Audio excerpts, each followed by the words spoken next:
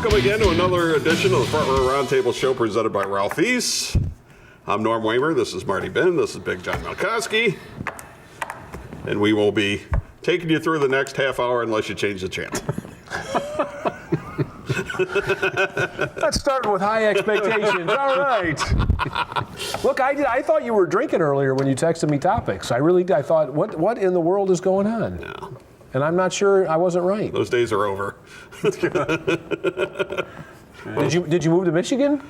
No, why? Because as of the election, that might be another possible explanation. No. All right. Never done that either. Not in a row either. I'm a boring guy. All right, well, let's rip the Band-Aid off and get right to this time. Well, we're going to talk plenty of NFL coming up in the next two segments, but we're going to actually start with some NBA. Before Christmas. Is it fair to say, because I used to be a huge NBA fan and I'm not anymore. Are you? Yeah. Do you have similar backgrounds on this? Or? I've always been a late season to playoff time NBA fan. The rest of the time, I kind of occasionally catch a marquee quarter here and there. I wouldn't even say a whole game, but that's about. Well, me, it was Bird and Magic, and that's the thing that really got me going in the NBA, and then the Pistons got good after that. Yeah, I mean, I kind of followed Jordan, but once he fell out and then got married and had kids, and it's like you just don't have time to follow everything, so the NBA kind of went by the wayside. Well, there's been a pretty big genesis in the NBA for going on for a while now, and you go back to the Jordan ruled days with the bad boys, and when teams were having trouble scoring 70 points in NBA playoff games, and the hand check part thing came along, and that opened some things up, and then defenses started to collapse, and well, they started spreading the floor and hitting threes, and now there's so much offense in the NBA, they don't know where to go defensively. There's a couple of teams that are averaging better than 120 points a game. There's a couple of teams that are giving up 120 points a game. Yes, well, so retro. We're back to the ABA, correct? Kind of, yeah. Yeah, it's kind of. So what interests me about this is, as early in the year as it is, I think I've already concluded there are some teams that are inherently bad, and so some of these stats are because teams have played inherently bad teams, and there are other teams, and I think the Cavs are a great example. It's hard to know what the defenses are going to be like until the games matter. Because I think a lot of teams don't show you anything until it gets time to matter, because they just don't care when it comes to defense. They just think they can outscore you, and it's a regular season game. I don't think it's that they don't care. I think it's that the season is so long that you just can't go full out for 82 games, 48 minutes a night. You can't do it. I asked, Steve Mix did some high school games with me, and I asked him about that one time off the air, and he said, there's probably 6-7 games throughout the year where you're just not there. Third game in 3 nights, road trips, stuff like that, where you just can't do it. But now it's a situation where they can't figure out how to defend what's going on, because teams are spreading the floor, they're shooting threes. Well, everybody switches like Brian crazy. Windhorst, ESPN.com, wrote an article about it, and this kind of was where this is coming from, and that teams are trying to switch defensively, and players don't know how to switch anymore. Well, I think it's two main things. Number one, everybody on the court can shoot a three. I mean, it used to be you had that big loping center who would just plant under the basket. Well, you don't have that anymore. Well, except for the Pistons. Well, okay, the good teams don't have that anymore. Anthony Davis. They were excellent for a week. Yeah. Yeah, they were 4-0 to start. Yeah, I mean, they were excellent for a week. Lost 5 in a row. You've got Mo Bamba, who's 7'2" with an 8-foot wingspan, out shooting three-pointers. And, the guys, Anthony Davis brings the ball up the court at 6'10" or 7 foot tall, whatever he is. So, I mean, you have to guard everybody on the floor. You can't just collapse on the box or anything. And also, I think it's the AAU culture. I mean, that has permeated, because none of these kids grow up playing defense in the AAU. It's just a scoring machine. It's just, nobody goes to comes out of an AAU tournament and says, yeah, I held my guy to 10 points. Right. Nobody says, hey, there's the next glove. Right. Right. You don't see that on the scouting report. Man. Right. It's clamp down defender. It's this guy scored 30 against top competition. This guy scored this. It's scoring and rebounding is what gets the acclaim in AAU. It's not being a good defender. That doesn't get Mike Krzyzewski all hot and bothered sitting there watching you thinking, well, I got to get that kid because he can stop people. It just doesn't happen. But for a coach has to have some of those guys or they'll be on the unemployment line. Yeah, but not the top. I mean, those are the kind of guys that might end up in a MAC level, maybe a little bit higher level. But you're not going to end up at a Duke or a Kansas, Kentucky just being. I mean, you have to have an all-around game to play there. You can't just be a defender. I think you can be a defender and a rebounder. And if you have some outlet skill pass, you can still be a post player of sorts and find ways both into major college basketball and into the league. And I think there are plenty of examples. I know we're picking on Andre Drummond, but there are a lot of people like that. And what's interesting to me about the reality is... Well, he works fine if they had more people that could shoot threes. It's just the Pistons have been near the bottom of the league and shooting threes. So to me, the issue is really to play old school grind, pack it in, Rick Mahorn or Charles Oakley defense. The sun has set on that day, and the NBA I don't think wants it ever. I don't think they want it ever again, unless something dramatically changes. So the issue you have now is because the floor is space and because guys are moving around, it's much harder to play get in front of them defense, right? You can't just body up a guy the way it was because the ball's moving all the time and people are moving. I mean, Golden State. I mean, it's the one thing that's fun to watch with them is not just that they can shoot the lights out; it's that the ball moves at a ridiculous pace. No one can keep up, right? The ball moves faster than your feet can. Right. I don't remember what the exact stat was, but last year Klay Thompson scored 60 points in a game, and I think they said he dribbled the ball like 12 times. I mean, it was all just, it's all just quick outlet passes. Is there anything wrong with it? I think the game is beautiful when it's that. Now, and I can tell you, being a LeBron fan, it's painful to say this, but there's nothing more boring than in the old Cavs days when, with 18 seconds left in possession, he would stand there with the ball on his hip and dribble for 9 or 10 seconds and then go make an ISO play. I hate. Watching that is boring to me. And if it didn't come back, I'd be completely fine with it because I love the ball skipping around the court. In every sport, fans like offense. In the NFL, you don't want to watch a 13-6 game. You want to watch a 41-31 game. And the NBA, you don't want to. Yeah, but Norm likes 1-0 shutouts with pitching duels. No. Well, so do I. Okay. You said every sport. I was just pointing out that our friends I'm not typical. No, I enjoy high-scoring games, but not every night.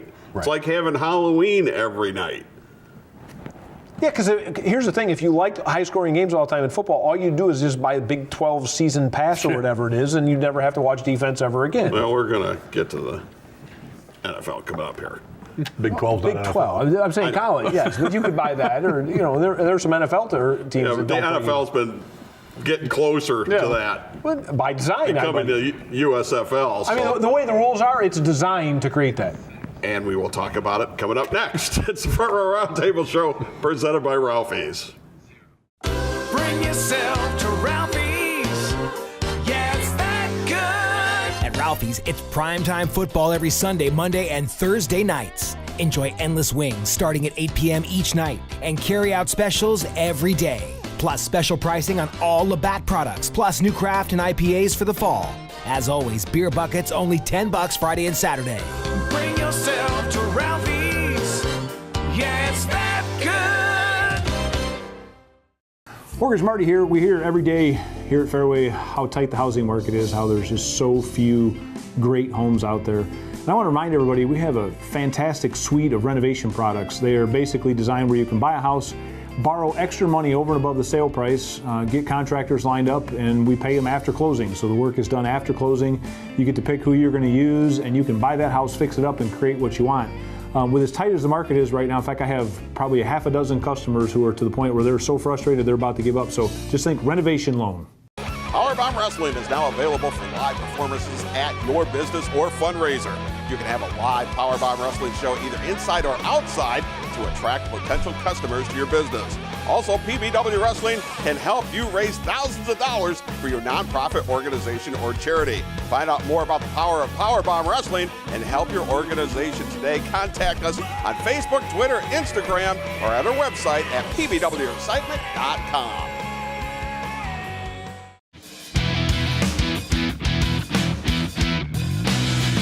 All right, welcome back for our Roundtable show presented by Ralphie's. Don't forget all-you-can-eat wing specials at Ralphie's for all the primetime NFL games. That would be Sunday night, Monday night, Thursday night.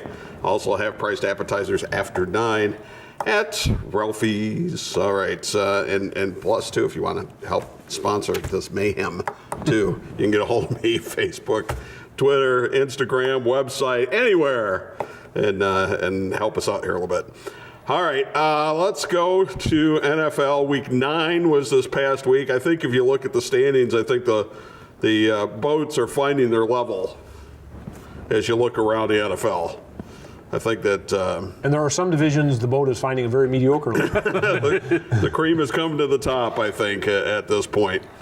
Are you talking about the NFC East? Or the Norris. Yes. The Norris and the East are both pretty mediocre, in my opinion. Oh, yeah. They're finding a level, all right. Those are 8 teams that are all pretty on the average. level they're finding is when you pull the plug in the old the old tub and it starts circling around, and the last boat down the drain is kind of how they're going to decide their playoff. Well, apparently Dallas won't be the last one. No, Dallas is angling to be first. Well, no, the Giants are clearly out in front. They're already they're already swirling down there with the hair and the sticky stuff underneath. But that's a bad loss for the Cowboys. You got to win that game at home against Tennessee. Coming off a bye? Not that Tennessee's awful, but as a fan, it was not only unwatchable, it was so frustrating. And when I say this, it's not with the general fandom, but something has to change. So, we know Jerry's not going to give up being GM, so you're going to have to change offensive coordinator and coach. I mean, you would have thought Amari Cooper would have led them to a big win. I would like to thank you for my phone blowing up on that first touchdown. I just texted him and said, what? No text? But earlier this week now, Jerry Jones says Dak Prescott's the guy. He's going to sign him to an extension. Well, that's exactly why he needs to step down as GM and won't, because his judgment on these things is awful. I do have to admit, too, when he threw the interception in the end zone, I texted him and said, Dez Bryant ran the wrong route again. Hey, if you want to see Dez Bryant running wrong routes, you put him in Sean Payton's system in New Orleans, which is now going to happen with all the reads they do, and watch how many times Drew Brees or somebody is giving him the business as he comes to silent. Mark my words, that's going to happen within 3 weeks. Yeah, but I would think he'd be the 3rd or 4th receiver at this point. I think he's going to be the starting slot receiver. From what I heard, he's going to be the number 2. Yeah, we'll see. They're not happy with anybody besides Michael Thomas. We'll see. They're going to keep Michael Thomas on the outside and put. They're also not going to screw up what they've been doing. Well, they're 7-1. So. And Drew Brees is completing 76% of his passes. Yeah, he's on pace for a record. In Dez's last 3 years, he was only 50% target rate completion. So something's got to give there. I think we know what that's going to be. Something's got to give. I don't think it's going to be. All right. The game of the week last week was definitely New Orleans and the Rams. And the Rams are now have a loss. Yep, you could hear the champagne bottles popping all the way from Miami up here. And Breeze was... Mercury Morris is somewhere. I invite all the Lions fans to watch the Saints and watch Drew Brees play. Because he made throws in that game that were just unbelievably tight window throws that he threw things right on the money. And that's what you have to be able to do in the NFL to be really, really good. And it's the thing that drives me nuts about Matt Statfiller in Detroit. Well, and it's what drives me nuts about these cannon arms and the Jay Cutlers and the Staffords that we overrate a cannon. Well, you still have to get it there. I understand. You got to have Drew enough arm Brees doesn't have a cannon. Drew Brees has a very serviceable to strong, right? But I don't think he's got a cannon. But boy, those intermediate routes are on time. I mean, that's the other thing. The windows are open because the ball's on time, right? It comes out when it's supposed to. Out of a break, the ball's on a guy. And Tom Brady's the same way. Oh, it's amazing. I mean, everybody coming out, it's always, this guy's got to, he can throw it 70 yards from his knees. Well, okay, you don't do that in a game. So I never understood that when they start grading guys on things you don't do in a game. Well, I thought the Brady. Oh, you mean like Lyman running the 40-yard dash? Yeah, exactly. How often does a nose tackle run 40 yards? Yeah. Well, I thought the Brady-Rodgers matchup was a classic example of pure athleticism, and not that Rodgers isn't a good or great NFL quarterback, versus a absolute chess master technician getting the ball around the field. I mean, it was just two totally different approaches to playing quarterback, and guess which one? The more athletic, stronger arm didn't prevail. Now I understand there's other reasons for that. I hate comparing the two because I think if you stick Rodgers on New England, he does the same thing Brady does. I'm not saying you're wrong. I'm just saying, but it proves which is more valuable. But I've said that all along about accuracy when it comes to throwing. The Lions, who I just mentioned, lose. Who officially did phone it in before last week, In but now is Minnesota. it official? I mean, Yeah, I guess what I'm asking is, it wasn't official last week, right? But now is it official? Well, they got it figured out now because they fired the special teams coach. So that should solve everything now. That's the reason they lost. Yeah. Okay. Not that they didn't get in the end zone, which I don't know how the special teams coaches say. Because they didn't return any kicks. That's obviously why they lost. Because most NFL teams are, game planning for 2 or 3 kick returns for touchdowns. The one I was surprised at was Pittsburgh going into Baltimore and beating the Ravens. I thought for sure Baltimore would win that game. I thought it was one of them games where Baltimore was more likely to go 5-4. Pittsburgh 5-3-1 didn't happen, or 4-3-1. I think Pittsburgh had a chip on its shoulder. Baltimore had talked a little smack, and Pittsburgh came in there with something to prove and proved it. I think Pittsburgh, in as much as they don't want to say it, they're playing to show Le'Veon Bell they don't need him, and I think that was a big game for them. I mean, James Conner has been awesome all season, and because Le'Veon Bell is going to be back, or else they can franchise him again if he doesn't report. I've heard conflicting stories. He doesn't have to play after all. No, he'll still be a free agent after the year. But if he doesn't sign his tender, then they can tender him again with the franchise tag. So I mean, no, he doesn't have to. But then the Steelers can just say, ha, tag him again, and then he's stuck again for the same thing. Yeah, that whole Bell and his agent plan. Yeah, I would be looking for a new agent because that thing backfired. Oh, absolutely. I mean, that's as bad an execution as you're going to see. I want to say this about the Browns, though. I thought the Browns hung in there with Kansas City longer than I thought they would. And they made that a game for longer than I thought they would. And I want to say this about Baker Mayfield, because if you haven't looked at the numbers, lately, the last 3 weeks, he's got 6 TDs, 2 picks, and he's completing 67% of his passes. And the team doesn't have much to show for it, but it's not Baker Mayfield's fault. See, I don't know. There are a lot of checkdowns and a lot of garbage time. I think there's more Matt Statfiller in the recent stats than we like to admit. But at least he's playing. Josh Rosen's hurt. Josh Allen's hurt. Sam Darnold. I'm not saying he's not. When was the last time they had a quarterback that could even check down? I mean, come on. I agree with that. All I'm not saying putting the is, guy in the Hall of Fame, but I'm saying. Yeah, but there are a lot of people saying week after week the Browns finally have their quarterback. And this many weeks into a rookie campaign with this record, I think it's real early to be saying that. Yeah, but Marty, they're deep threats playing in New England right now, so they're going to have, they really don't have one at this point. Let's take a timeout. We'll come back. We'll take a look at Week 10 and all your NFL games coming up tomorrow and Monday night. It's the Front Row Roundtable show presented by Ralphie's. Bring yourself to Ralphie's. Yeah, it's that good. At Ralphie's, it's primetime football every Sunday, Monday, and Thursday nights. Enjoy endless wings starting at 8 p.m. each night and carry-out specials every day. Plus special pricing on all Labatt products, plus new craft and IPAs for the fall. As always, beer buckets only $10 Friday and Saturday. Bring yourself to Ralphie's. Yeah, it's that good. Mortgage Marty here. We hear every day here at Fairway how tight the housing market is, how there's just so few great homes out there. And I want to remind everybody we have a fantastic suite of renovation products. They are basically designed where you can buy a house, borrow extra money over and above the sale price, get contractors lined up, and we pay them after closing. So the work is done after closing. You get to pick who you're going to use, and you can buy that house, fix it up, and create what you want. With as tight as the market is right now, in fact, I have probably a half a dozen customers who are to the point where they're so frustrated they're about to give up. So just think renovation loan. It's Notorious November as Powerbomb Wrestling is back in action in Toledo on Sunday, November the 25th. 5 p.m. at St. Clemens Hall, 2990 from Mainsville Road. Former friends, former tag partners, the amazing Nate Madsen and the Bachelor Ben Boone battle for the PBW World Championship. 3 more title matches on the card, including you'll see Madman Fulton and Queen Aminata. It comes your way Sunday, November the 25th, St. Clemens Hall. It's Powerbomb Wrestling.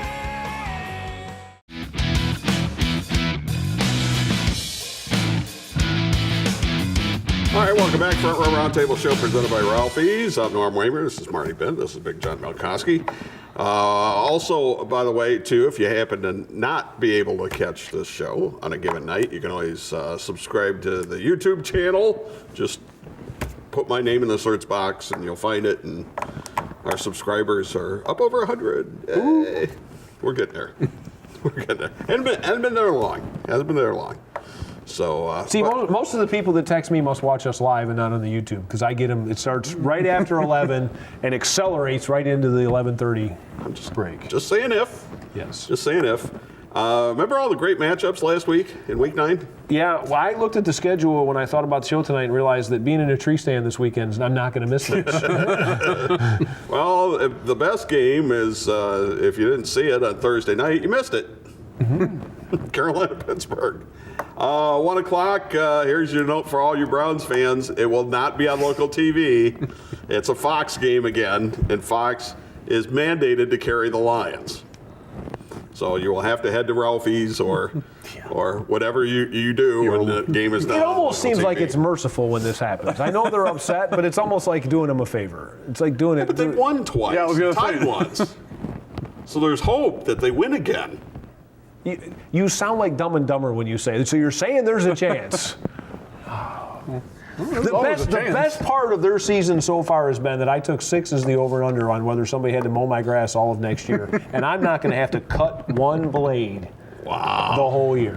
And I'm not going to give you the other side of that bet, but let's just say I'm confident that I don't have to cut grass next year. Wow. I'm buying an 18-inch push mower, and I'm going to sit out there and have a cocktail and laugh. I'm not saying you're wrong. We were looking at this at the break, and Marty said the best game at 1 might be New England at Tennessee. That's as good as it gets. Yeah, I'll still bet for New Orleans and Cincinnati. Because look at this, you got Buffalo and the Jets. Awful. Darno ain't even playing. Oh, by the way, in Buffalo, they set up a GoFundMe account, and it's for Nathan Peterman. And their goal is to raise $1 million so he'll quit and retire from the NFL. And at last, it was up to like $112. I may contribute to that just so I don't ever have to watch it again, and I'm not a Buffalo fan. Hysterical. I thought that was awesome. Awesome. Arizona at Kansas City, I think you could name your number there. Yeah, that'll be a boat race. Continue on with the...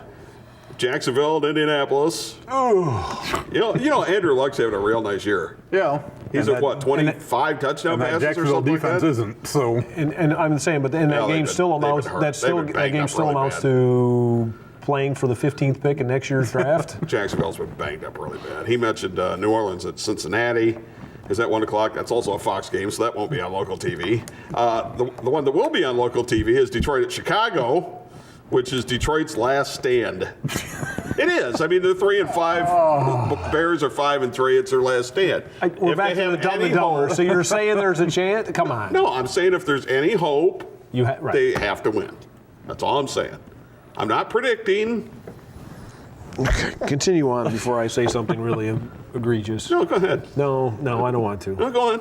No, I don't like picking on Browns and Lions fans anymore. It feels like you just don't want your phone to go off at 11:22 or whatever the time is. I'm almost tired of doing it. It's like it's like a layup all the time. I'm just not doing breakaways anymore. Well, that's why I like, and it's part of the reason I like doing this. I'm gonna dribble around the baseline and let the clock run out and throw the ball in the air. I'm not going for It's only a half hour of it a week and not 15 hours of it out of the week. All right, fine. Continue on. That's all I'm saying. Atlanta's at Cleveland.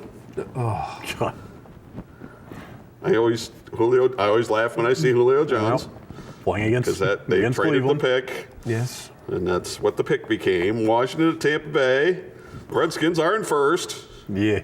by default, basically. Remember my analogy earlier about the tub and the water going out of the tub? So the Giants are already in the drain. The Cowboys are real close to circling the bottom of the drain, and the Redskins are currently the last boat to float down the hole. Well, Dallas has got the same record as Detroit. Correct. Exactly. And I've already written off their playoff hopes, and you were decrying that I was writing off the Lions. Okay, continue on.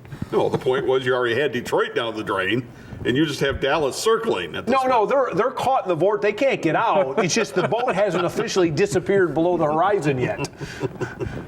All right. That sums up 1 o'clock. Speaking of already down the drain, Oakland hosting the Chargers. I can give you 10 million reasons not to watch that. Well, there's only $95 more million on that John Gruden contract. Oh, 100 million. I was saying I was going 10 a year. I was like officially counting them out of this year. Fantasy League, I picked up the Chargers kicker, just to let you know. Well, kicking extra points is not going to add up very quick. Miami at Green Bay. Against Oakland, it might. Miami at Green Bay could be a good game. Seattle and the Rams could be a good game. It's going to be Then the big Sunday night matchup, Dallas at Philadelphia. God. Luckily, I will be out of range of cell phones, cable, or anything else. I'll be playing Pinochle or something, and That's not good using because you'll have access to firearms. So it. Correct. Yeah, probably a good thing you're not watching. was that Elvis who used to shoot his TV? Yes, I could see myself. Hey, last week, those thoughts were. I actually turned the TV on outside. I was doing some work. I sat over there for a minute and thought, turn it off. Make it stop. Don't watch this anymore. And then you started texting me, and then it went dark. All right. Well, in case you've forgotten that there's football on Monday night and this No, week, there's not. you may There is do it. not football on Monday. Giants at San Francisco. That is not. I don't know what football is, but that is not football. I gotta say this too. I'm having one of these fantasy football years. It's just god awful, injuries and all kinds of stuff. I got in Yahoo. There was a free survivor pool, and I was fine the first 2 weeks. Week 3, I took Houston at home, who was 0-2. I figured, well, they're not going to go 0-3 against the Giants, who were 0-2. It's like, no way the Giants went in there and won that game. And not only is that the Giants' only win, since that game, Houston's won 6 in a row. All right, what I want It only happened because I took. Here's what I want you to do the rest of the year. I want you to text me a sure could do thing that. pick so I can bet the other side. I'm just saying, now that I think of it, you have an uncanny knack for this. So all I need you to do is share with me what decision you're about to make so I can bet the other side. How many careers have I killed in the fantasy baseball league? Oh, yeah. Oh, many, many. So if you like a young pitcher in Norm drafts, so just dial James Andrews now. Oh, yeah, something bad's going to happen. Well, remember those down years that Justin Verlander had? Those were years That's ago. what I have. Yeah, okay. And then as soon as I got rid of him, well, So it's your fault, Then they not figured Kate it out. Upton's? and on that note, Just saying. Fairway Yes? Mortgage, Yes. You got 20 seconds, that's it. Make it quick. No, I don't want to talk Fairway Mortgage. What I want to talk is. Well, we got to go. All right, bye. Trying to give him a chance. No. John, thanks. It will be Saturday Night Live next. Powerbomb Wrestling coming your way at 2 a.m. You can't catch it. You can always catch it on Fight.tv or the glorious YouTube channel. We'll see you next week. Front Row Roundtable Show presented by Ralphie's.